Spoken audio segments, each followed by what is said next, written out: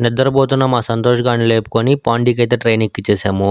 ఇంకా మ్యాటర్‌లోకొస్తే మా ఫ్రెండ్స్ దూల పని చేయకుండా కాసేపు కూడా కుదురుగా ఉండలేరు. ఇలా ఎందుకంటున్నానంటే అర్ధరాత్రి దెయ్యాలు తిరిగే టైంలో నిద్రలేపి పాండీకి పోదామంటున్నారు. మా సంతోష్ గాడిని క్లాస్‌లో మేడం వాళ్ళు క్వెషన్‌లు అడిగితే ఆన్సర్‌లు చెప్పడు కానీ ఇక్కడ మాత్రం మాకంటే ముందే ఎళ్లి టికెట్లు తీసుకొచ్చేసాడు.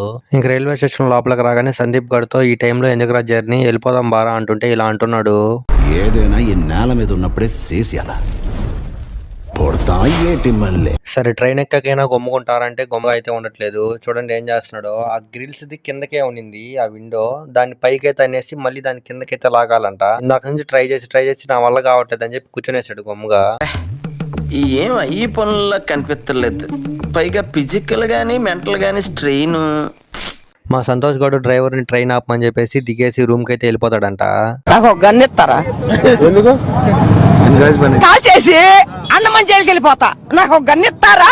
ఇంకా మొత్తానికి చెన్నై కూడా అయితే వచ్చేసాము. మేము ఇక్కడ నుంచి అల్పుజా ఎక్స్ప్రెస్ ఎక్కి కాటిపాడు జంక్షన్ అనే జంక్షన్ కి అయితే వెళ్ళాలి. చాలా సేపు వెయిట్ చేశాక మేము ఎక్కాల్సిన ట్రైన్ అయితే వచ్చింది. కానీ ఆ జనాలను చూశాక మేము వెళ్ళేది కాటిపాడు జంక్షన్ కా లేదంటే డైరెక్ట్ గా కాటికే వెళ్ళిపోతున్నామా అనిపించింది. ఇప్పటికే లెంత్ ఎక్కువ అయిపోయింది. అందుకనే పార్ట్ 2 కూడా పెడతాను. మీరు అలా సైలెంట్ గా వెళ్ళిపోకుండా యూట్యూబ్ లో చూసే వాళ్ళు సబ్స్క్రైబ్ చేసుకొని, ఇన్స్టాలో చూసే వాళ్ళు ఫాలో చేసుకొని వెళ్ళండి.